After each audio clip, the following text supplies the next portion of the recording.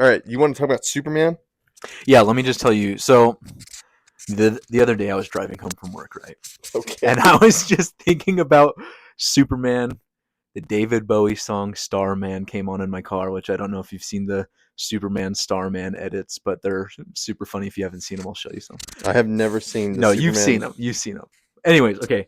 So Wait, what? Can you explain what it is? Maybe show me a video.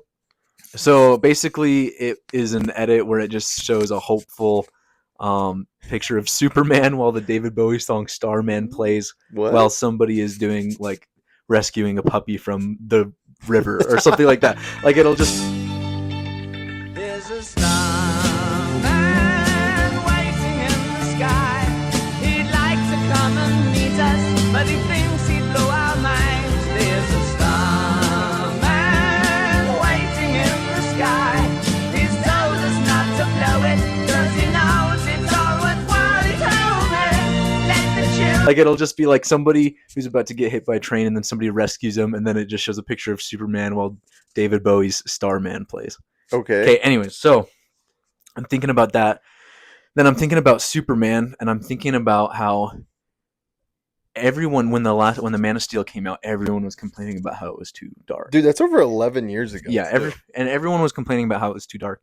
And I remember actually really liking Man of Steel. I loved it. But I always was like, too dark, I don't care. Too dark, I don't care. Can I ask you a question before Yeah, you continue? yeah. What about the movie is so dark? I think it's the end scene where That's it. he snaps General Zod's That's neck all? in front of a family. Okay. He was about to fry the family alive. And then he screams at the top of his lungs.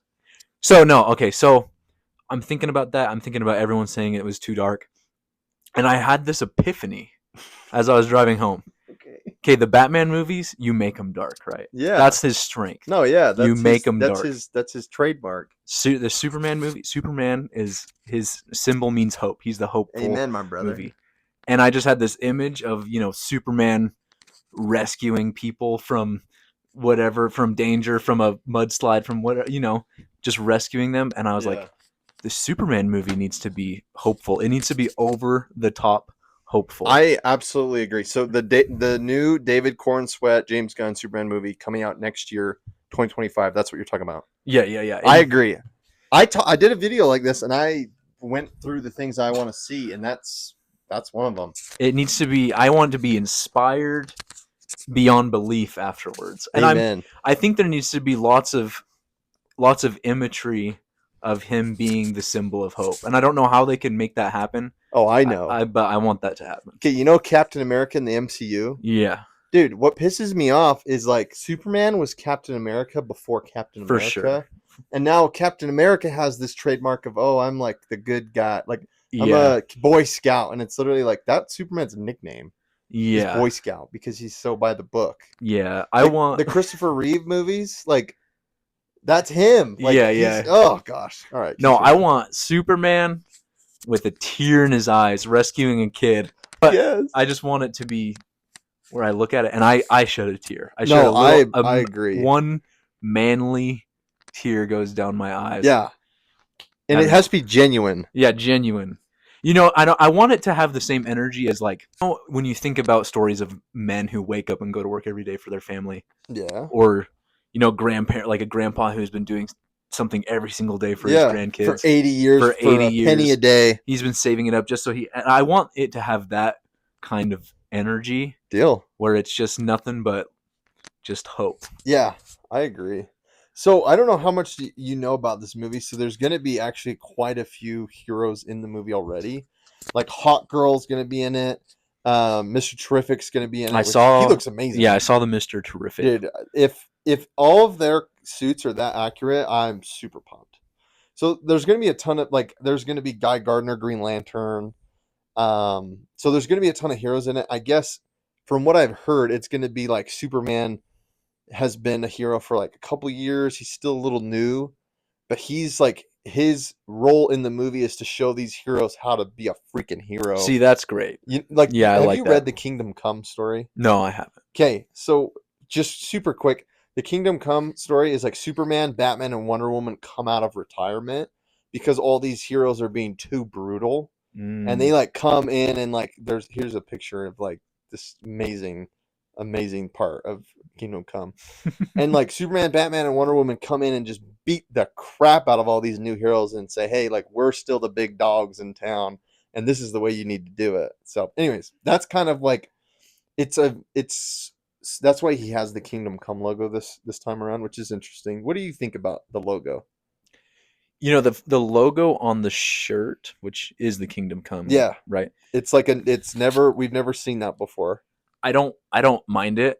I'm not really like for it. I'm not against it. I think I do like the original logo a little bit better. Oh, absolutely. I agree. I think it looks really good, and it does with the color scheme and everything. It does kind of give a little bit more of a brighter energy, which I'm all for. I agree.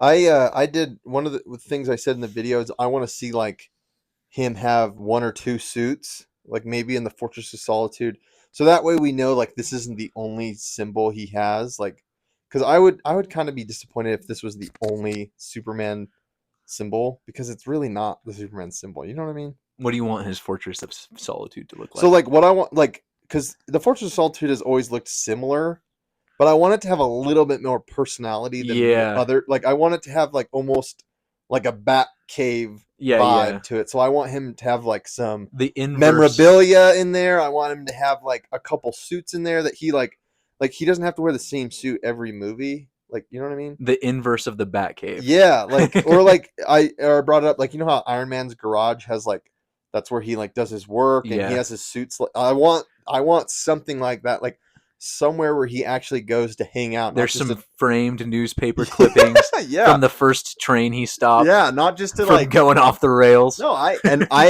or like maybe some bedrooms and maybe like Supergirl, because I think she's gonna be in this movie. She has her own room. Yeah, I think that's his cousin, right? You weirdo. But like, anyways, but yeah, I want to see like some more. I don't know, and obviously, if budget comes into it, it'll play into that. Like, but it'd be cool even to see like just a classic looking Superman suit. It's like, oh, this is what I wore for the first 2 years, and this suit is what I wear now. Like, doesn't have to say that verbatim, but do we know who the villain is? Lex Luthor's the only villain confirmed. Do we know who's playing Lex Luthor? Yeah, we do. It's the dude that played Beast from X-Men, from the new X-Men. What's his name? Yeah, that's right. Nicholas. I do know Nicholas this. Something. I do know this actually. I'm happy about. I'm happy. No, he's a great actor. He's good. Yeah. What do you want? Do you want to sit up here on the couch? What do you want to see from Lex Luthor? Here's what I want to see. I don't want Lex Luthor to be the main villain. Like, I want him to be background. I want him to have a smaller role. Maybe he's the guy pulling the strings, but I don't want him to be the one in direct conflict with Superman.